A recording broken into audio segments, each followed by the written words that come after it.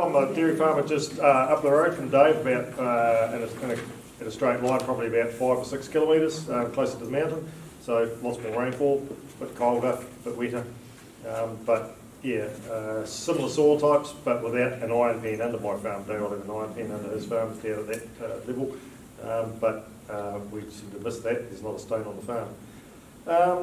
So my journey started probably about 4 years ago with the purchase of a tow and fert sprayer, and I made that call, significant capital, but I made that call because I wasn't real happy with the system that I was using. Was granular chemical fertilisers, synthetic fertilisers.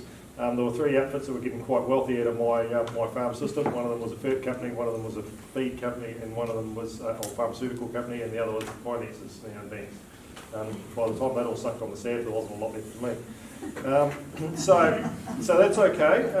We needed to make a change, and I used to own another farm directly up the road from Dave, straight to the mountain, but much higher again than where I am now. And it was really wet, like it was only 2 farms down from the bush, 1 farm down from the bush really.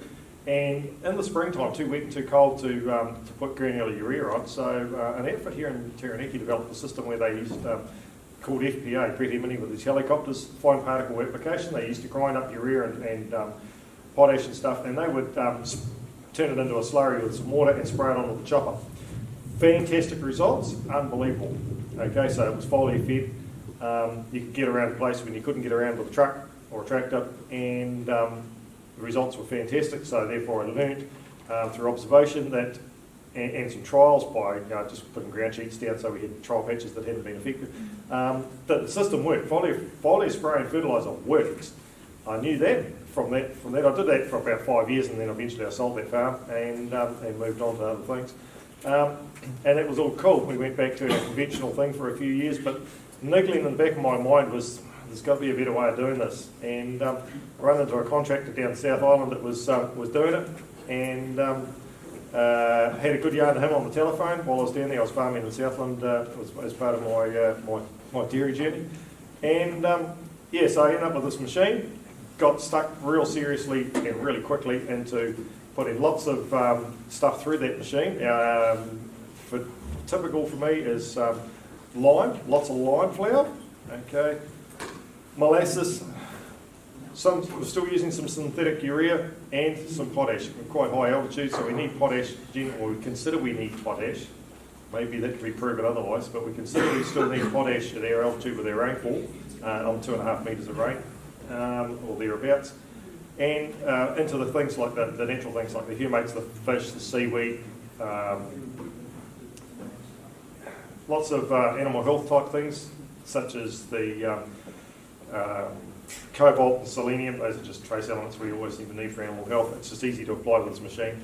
And also seed, small seed. So we can clover the chicory or plantain at the same time as their fertiliser and all that sort of stuff off around the farm. So that was my beginning to the diverse pastures thing, and I started that about 4 years ago. I was 12 months into that journey when I met Rachel at that field day that she had with Jules and a few other people, lots of people that are still in this room today. We all sort of met at that one day, and that was sort of the catalyst to the beginning of the journey and the desire to learn more. Okay, the top 2 inches needs to do a lot more growing. So that's all cool. So that machine was transformational in my journey. I use it for a lot of different stuff. I'm convinced that that's the way to go, that foliar spray and fertiliser in a tighter environment for environmental regulations and in terms of resource management is going to be the way to go for us. So that's all I've done really, is I've changed the way I've done my fertiliser, and I've monitored and watched, observed. Part of that is lots of visual soil assessments, observation of animal behaviour and all that kind of carry on. And so that's cool. So what have I seen? Yeah, well, the soil life has really improved massively through, like your visual soil assessment. You can just see what's going on. Pasture-wise, much more dense than it used to be. Okay, it's good, really is, and it's very even. I refer to it as carpet grass. Okay, it's like a carpet, pile of a carpet. It's incredibly even pre-grazing and post-grazing. Animals love it.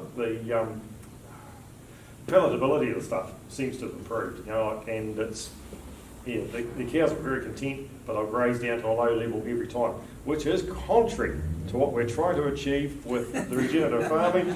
Like, we're trying to you go for the higher residuals and all that sort of stuff. Well, it doesn't matter how long the bluster stuff is pre-grazing, they'll just take it out like it's a lawnmower. And I'm seeing that right through the season, and it does create the odd hiccup every now and again in terms of the fact that when it goes dry, well, we all run out of grass at the same time. But the deeper roots are helping the farm to hold on a lot more than my neighbours, who are still much more conventional. We've definitely got healthier animals. I've got almost no animal health problems within the herd. I'm under 1% mortality for the last 5 seasons combined, average, okay, or 6 seasons, so under 1% mortality. So 300 cows last year, I lost 2. One was a brain hemorrhage, she went through a fence and dropped dead, and the other one was a twisted bowel. So, but no other medical type deaths for the season, so I'm pretty happy with that. Farm is chock a block full of clover, white clover and red clover. Some of that's as a result of seed that's gone in the machine and been broadcast, others is just naturally occurring, and it's full of it. So one would like to think that that's doing me a lot of good in terms of fixing in, and we can see that by looking at the nodules on the clover when you're doing the VFA. I am still using some chemical fertiliser, okay, some chemical N, some synthetic N, but I'm way down, and the industry cap at 190 units in just doesn't bother me at all because I'm nowhere near it and will never be there. I've got very happy and healthy cows, so incredibly content and incredibly quiet. They're just chilled out. And the other thing I noticed, I've got lots of visitors for the farm, lots of people. I had to buy a RAV4 last week because I didn't actually own a 4-wheel drive vehicle for taking people around the farm, and there seems to be people here every fortnight wanting to look around. There's another group coming next week. So things are changing. Jules has been on my farm. She's seen the farm. She turned up the very same day that we met at Regenerative actually.